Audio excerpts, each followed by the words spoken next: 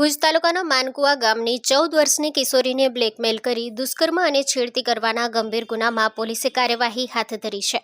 Bhuj B division police દ્વારા આ કેસમાં સામત્રા ગામના 2 યુવકોની વિધિવત ધરપકડ કરવામાં આવી છે, જ્યારે અન્ય આરોપીઓ સામે તપાસ ચાલુ છે। પ્રાપ્ત માહિતી મુજબ હોસ્ટેલમાં રહીને અભ્યાસ કરતી હતી।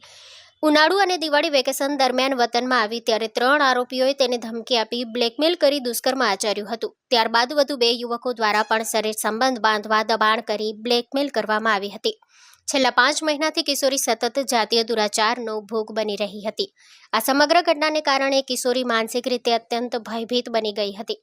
માતાએ પૂછપરછ કરવામાં આવતા આખી ઘટના બહાર આવી હતી।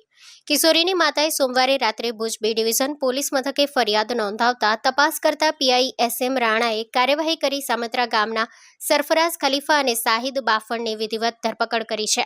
પોલીસે જણાવ્યું છે કે અન્ય 2 આરોપી કાયદાના સંઘર્ષમાં આવેલા કિશોર હોવાથી તેમની કાર્યવાહી જુવેનાઇલ જસ્ટિસ એક્ટ મુજબ હાથ ધરવામાં આવી છે, જ્યારે એક અન્ય આરોપીની વય નિર્ધારણ માટે તબીબી તપાસ ચાલી રહી હોવાથી તેને વિગતો હાલ જાહેર કરવામાં આવી નથી।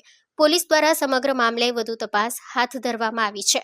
Story by Kiran Gori, Bhuj.